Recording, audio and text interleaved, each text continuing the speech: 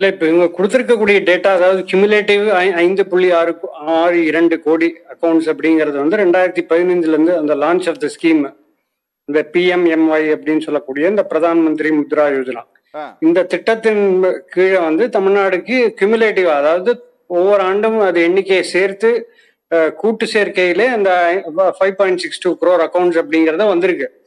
இந்த டேட்டா கொடுத்திருக்கிறது வந்து அந்த மெம்பர் லெண்டிங் இன்ஸ்டிடியூஷன்ஸ் அப்படின்னு சொல்லக்கூடிய அந்தந்த வங்கிகள், எந்தெந்த வங்கிகள் இந்த திட்டத்தின் கீழ் செயல்படுதோ அந்தந்த வங்கிகள் கொடுத்த டேட்டா தான் இதுல அப்லோட் பண்ணியிருக்காங்க முத்ரா சைட்ல. அதனால இப்ப தவறுகள் இருந்தது அப்படின்னா இப்ப அவங்களுடைய அந்த சோர்ஸ்லயே ப்ராப்ளம் இருக்குன்னு அர்த்தம். அப்படின்னா அப்படி இல்லை அப்படின்னா இதுதான் ஃபைனல் டேட்டா அப்படின்னு ரெண்டு இதுதான் எடுத்துக்க முடியும், இன்ஃபரன்ஸ் தான் எடுத்துக்க முடியும். ஒண்ணு, டேட்டா தவறு அப்படின்னு ஒரு மிஸ்டேக் இருந்தது அப்படின்னா அந்த சோர்ஸ் டேட்டாலாம் நம்ம பார்க்கணும்.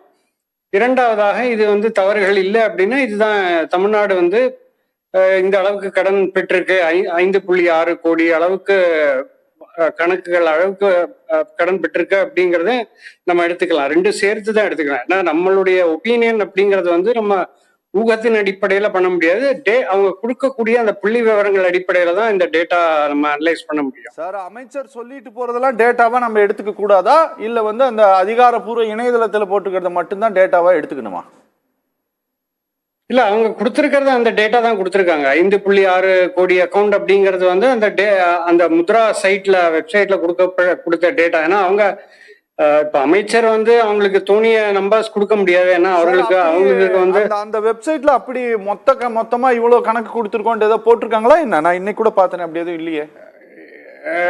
வெப்சைட்ல பார்க்கல, பட் நியூஸ் இதுல பார்க்கும்போது அந்த லெண்டிங் இன்ஸ்டிடியூஷன்ஸ் கொடுத்த சோர்ஸை வைத்து கொண்டுதான் அந்த 5.62 crores அப்படின்னு வந்திருக்கு. நான் பர்சனலா முத்ரா சைட்ல போய் சார், அது வந்து என்ன இன்ஸ்டிடியூஷன் சார் அது நீங்க சொல்றது? எனக்கு புரியல, கொஞ்சம் சொல்லுங்க. எல்லா வங்கிகள் வந்து என்ன பண்ணுவாங்கன்னா முத்ரா சைட்ல அப்லோட் பண்ணுவாங்க. எவ்வளவு டிஸ்பர்சல்ஸ் நடந்திருக்கு, எவ்வளவு கணக்குகள் துவங்கப்பட்டிருக்கு, இந்த திட்டத்தின் கீழ் எவ்வளவு கணக்குகள் துவங்கப்பட்டிருக்கு, எவ்வளவு கணக்குகள் நிலுவையில் இருக்கு, எவ்வளவு கடன் கொடுக்கப்பட்டிருக்கு அப்படிங்கிற அந்த டேட்டாவை வந்து அப்லோட் பண்ணுவாங்க அந்த முத்ரா சைட்ல. ஸோ அது அவங்களுடைய அந்தந்த வங்கிகள் அந்த பிரான்ச்சஸ்ல இருந்து பெறப்பட்டு ஹெட் ஆஃபீஸ்ல இருந்து அவர்கள் இந்த முத்ரா சைட்ல அப்லோட் பண்ணுவாங்க. ஏன்னா கண்டிப்பா அவங்க டபுள் செக் பண்ணிட்டு தான் பண்ணணும். அப்படியே ஏதாவது கிளரிக்கல் எரர் இது போன்ற விஷயங்கள் இருந்தா அது மறு ஆய்வுக்கு உட்பட்டது. பட் நம்ம அதுல கொடுத்திருக்கக்கூடிய டேட்டா அப்படிங்கறத நம்ம எடுத்துக்கொண்டு தான் தீர வேண்டும். ஓ, அப்படி சொல்றீங்க. இது சார், நாங்கள் இப்போ இந்த நிகழ்ச்சி நடத்துறது நாம் ஏதோ அரசாங்கத்தை குறை சொல்றதுக்காகவோ அல்லது ஏதாவது குழப்பத்தை இன்னும் அதிகப்படுத்துறதுக்காகவோ அப்படியெல்லாம் கிடையாது. பேரை டேமேஜ் பண்ணும் அப்படிங்கிறதெல்லாம் நோக்கம் கிடையாது. ஆனால் இதுக்கு ஏதாவது தனியாக வெப்சைட் மாதிரி ஏதாவது இருக்கா சார்? இப்போ வேற இணையதளங்கள் மூலமாக சென்றும் இந்த முத்ரா லோனை வாங்குறதுக்கான வாய்ப்புகள் ஏதாவது இருக்கா, இல்லை வங்கிக்கிட்ட தான் நேராக அப்ரோச் பண்ணுமா? வங்கிகள் அதான் அந்த ஃபினான்ஷியல் இன்ஸ்டிடியூஷன்ஸ், பேங்க்ஸ், இது போன்ற அந்த டெசிக்னேட்டட் லெண்டிங் பார்ட்னர்ஸ் அப்படின்னு சொல்லக்கூடிய இது போன்ற நிறுவனங்கள் மூலமாக தான் முத்ரா லோன்ஸ் வழங்கப்பட்டு வருகிறது.